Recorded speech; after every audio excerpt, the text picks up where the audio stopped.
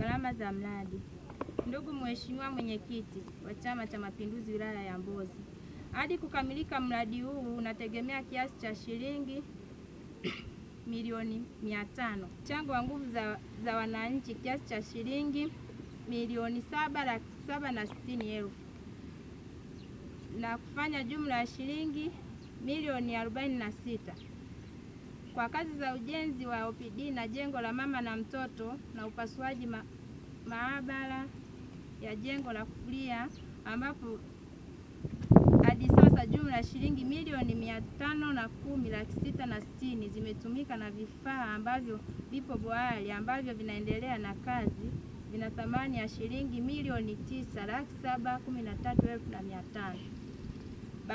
Badala ya malipo ya mzabuni wa bati, vitasa na bawaba vyenye thamani ya milioni 2,200,000 pamoja na fundi ujenzi kwa gharama shilingi milioni 5,546,046.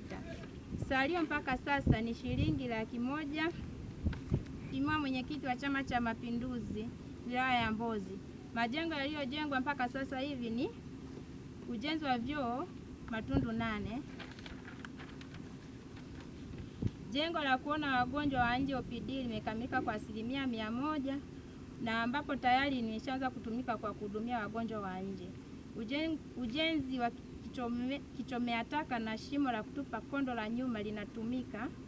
Jengo pacha lenye majengo mawili ya upasuaji na jengo la mama na mtoto limefikia 92%. Jengo la maabara lilijengwa kufikia hadi 94%. Jengo la kufulia lilifikia 63%. Ni mategemeo yetu mradi huu utakamilika katika mwaka huu wa fedha 25/26, kwani halmashauri imeweka nguvu kubwa katika ukusanyaji wa mapato ya ndani ili kupata fedha za kutekeleza huu mradi wa maendeleo, ikiwemo umalizaji wa kituo hiki cha afya cha Arungu. Naomba sasa kupitia mkutano huu pia niwaagize kamati zote za siasa za kata, miradi yote ambayo iko kwenye maeneo yenu, nendeni mkaitembelee, mkague, muangalie nini kinachoendelea, kwa sababu tunapofanya hivyo ndio tunapokwenda kutengeneza yale ambayo tulikuwa nawaambia watu, lakini waone pia kwamba na sisi tuko ni sehemu yao na tunafanyia kazi. Kwa hiyo naomba niwaagize wote, kamati za siasa zote zifanye kazi ya kwenda kutembelea miradi yote mbalimbali ambayo iko katika maeneo yenu, ili kusudi tuweze kujua miradi hiyo inaendaje na ikoje. Kubwa ni kukagua utekelezaji wa ilani ya Chama cha Mapinduzi. Tutakuwa mashahidi, tulizunguka kote kuomba kula katika ilani yetu 25 mpaka 30, na tukawaahidi wananchi kwamba tutakwenda kutekeleza mambo mbalimbali. Sasa kwa mfano hapa tumefika, tumeona mradi huu, ukiangalia ni mradi mzuri. Uongo jamani? Kwa nje unapendeza na uko vizuri na uko safi. Lakini moja ya jambo kubwa, hakuna huduma ambayo inaendelea. Kwa kitu kikubwa ni kwamba wao wananchi wanachohitaji ni huduma. Yaani wao wanachohitaji ni huduma. Kwa kitu kikubwa ambacho mimi binafsi nimekiona naweza nikakisema ni kwamba ili jengo tukiendelea kuliacha hivi, kwanza litaharibia kabla huduma zijaanza. Kwa jambo kubwa la msingi, kama ni halmashauri au ni serikali, ielekeze nguvu zaidi katika kulimalizia hili jengo ili huduma zianze kupatikana kwa haraka. Ndio jambo la msingi. Ili huduma ziendelee, hata kama tuna shughuli zingine, tunajenga majengo mengine huko, nguvu kwanza tuilete hapa, tumalizie jambo liishe, tuendeleze na sehemu zingine huko. Lakini tukiwa huko tunafanyaje?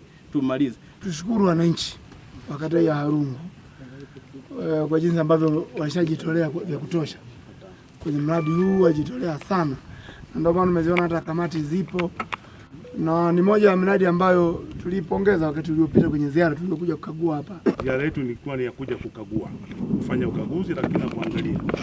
Ukikumbuka kituo hiki cha afya kilianza kuzungumzwa siku nyingi sana, miaka mingi sana, lakini mpaka leo hakifanyi kazi. Sasa na mimi naendelea kuongezea. Mheshimiwa DC, kaimu mkurugenzi, niombe wekeni nguvu kwenye kituo cha afya hiki cha Arungu ili kusudi wananchi wapate huduma. Sababu tulikileta hapa si kwa ajili watu waje waangalie majengo. Tulileta hapa ili kusudi watu wapate huduma kupitia kituo hiki hapa. Kwa hiyo naomba kituo hiki kifanyiwe kazi haraka ili kusudi kije kifunguliwe na kiwape watu huduma kama kilivyotakiwa. Lakini niombe kupitia kituo hiki cha afya, kama kuna mahali kwingine kuna ujenzi unaendelea wa vituo vya afya ambavyo vina mahitaji kama hiki, basi nako kuchukuliwa uzito ule ule ili kusudi wananchi wa maeneo hayo waweze kupata huduma zilizostahili. Lengo la Daktari Samia Suluhu Hassan kuleta fedha ni kwa ajili ya kutaka wananchi wake wasipate tabu. Tunataka watu wapate huduma kutoka maeneo ya jirani kwenda kwenye eneo jirani. Kama kuna zahanati mahali, basi zahanati ikishindwa kumhudumia mgonjwa afike kwenye eneo ambalo linaweza kumhudumia kwa wakati. Kwa hiyo niombe haya yote yafanyike ili kusudi mambo mengine, wananchi wengine waendelee kufanya vitu vingine huko kwa ajili ya maisha yao.